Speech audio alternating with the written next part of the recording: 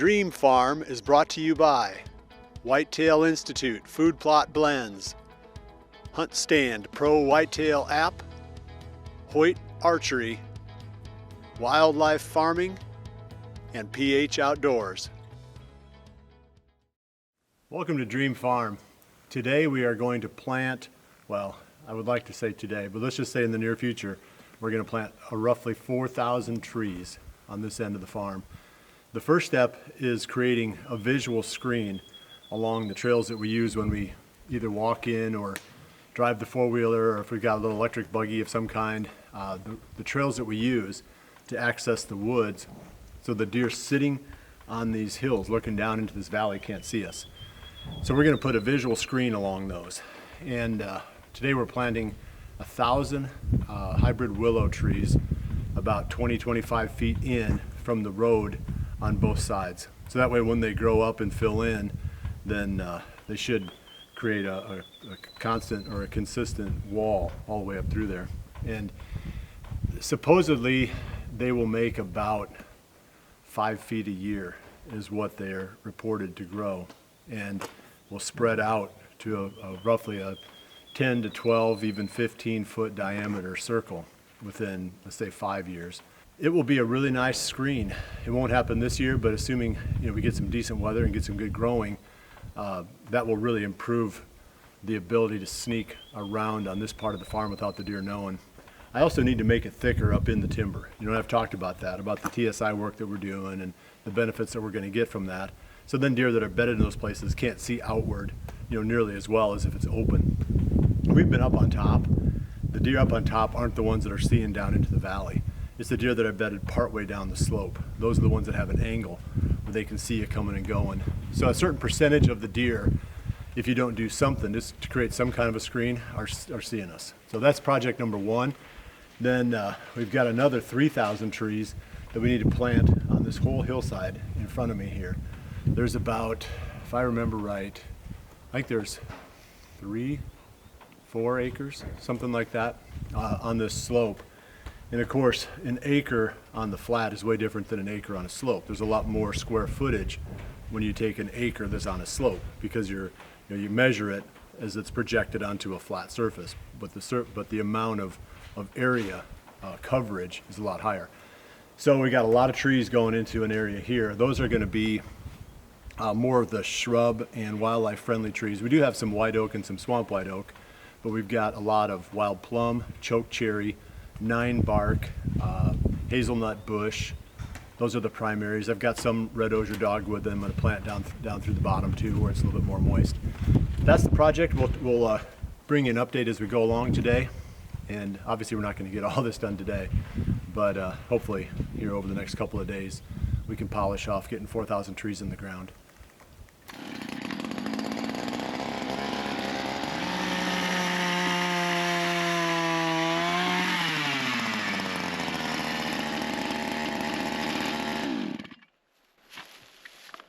That'll definitely work. It'll do the job.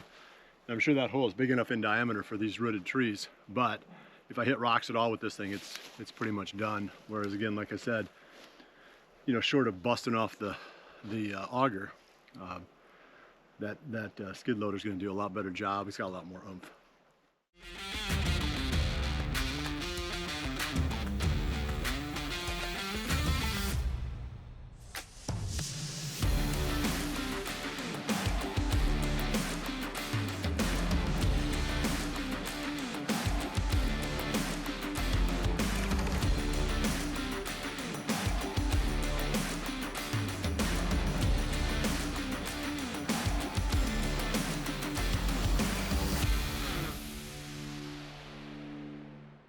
It's day 2 of our tree planting.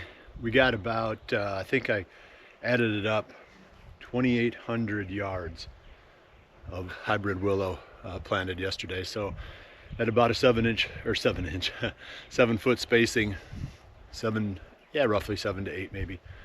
I figured we got about 1,000 trees out.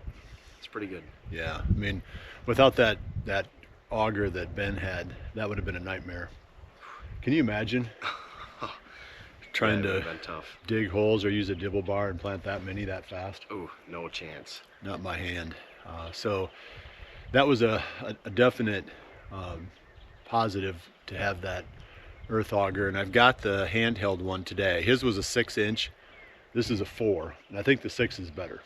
A little bit bigger. Yeah, it just makes it a little bit easier to get the root system down in. And yep.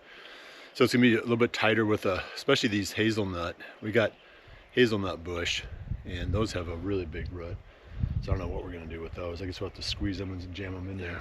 But we'll get it done. Today, like I said, we got hazelnut bush, choke cherry, wild plum, white oak, swamp white oak, red osier, dogwood, 9 bark, 7 different species of trees and shrubs we're gonna plant today. They're all pretty much wildlife friendly. I mean, the oak's gonna be a long time before they do, produce anything that's, of any real benefit to the deer, but it's always nice to put oak back on the, back on the hills here. It's one of the things that I think in the Midwest in general, we're losing our really nice oak stands.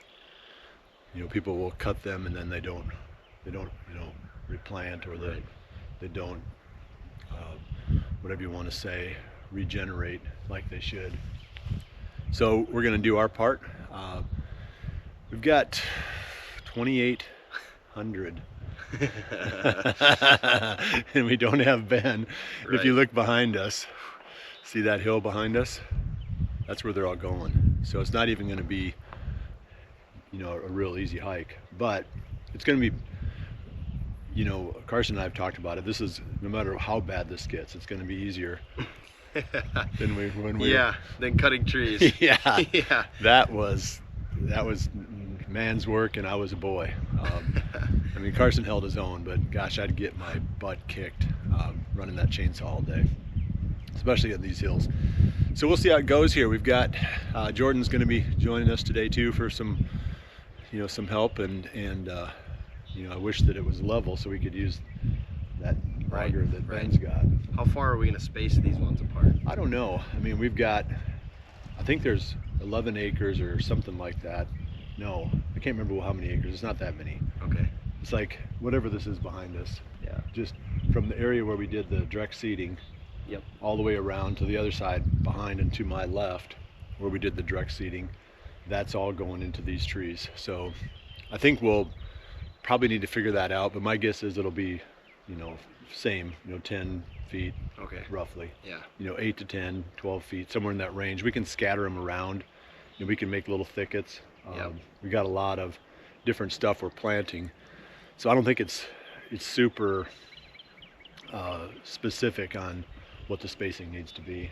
I do know we have to tube the oak, so when we get to planting those, we're gonna stick flags in with each tree. I got a whole bunch of these little surveyor flags. Okay. That way we can come back and tube those later when the tubes come in. Yeah. So let's get to work. Yep.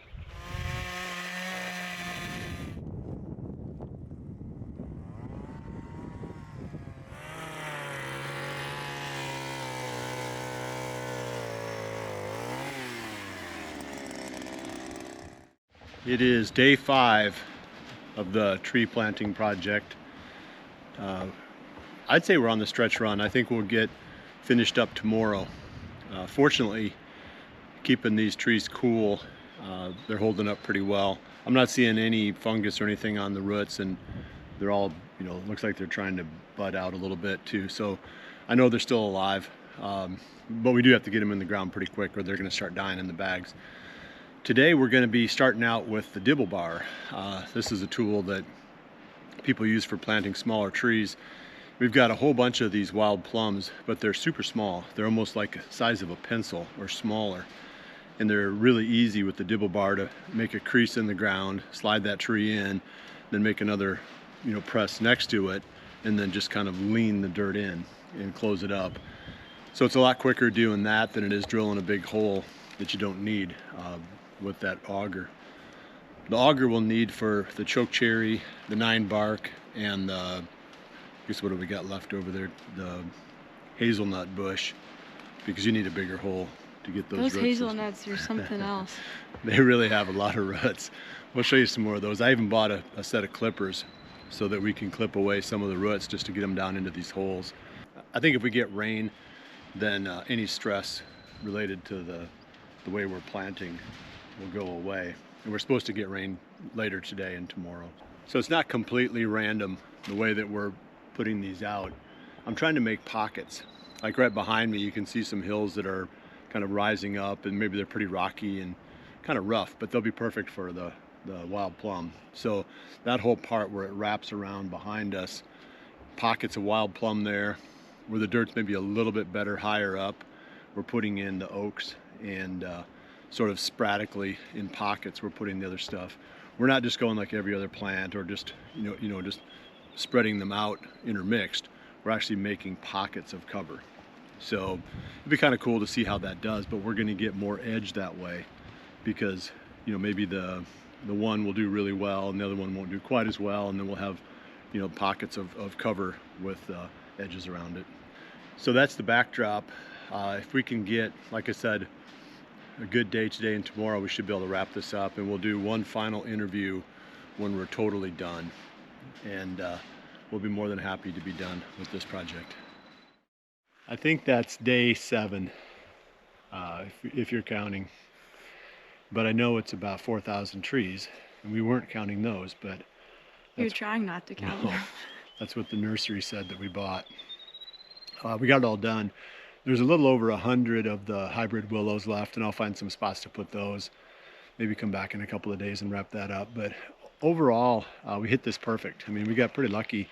We got the trees in, and then we got 2 good rains.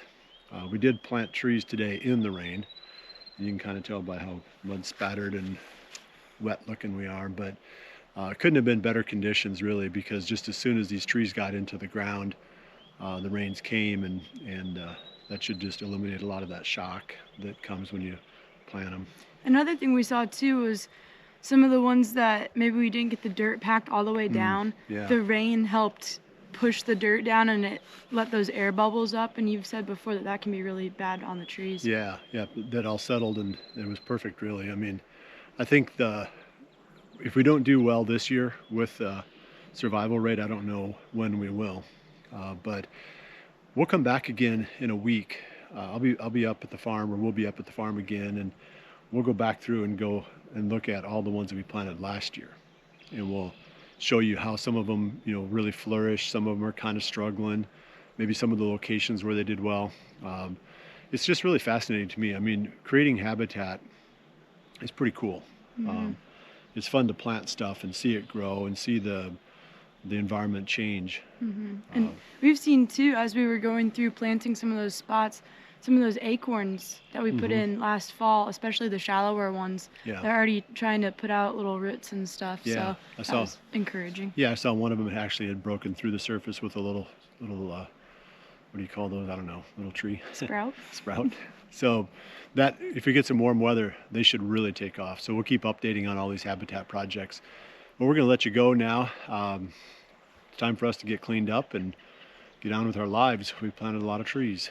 So thanks for joining us. We'll see you back here again soon for the next episode of Dream Farm. Remember to always Dream big.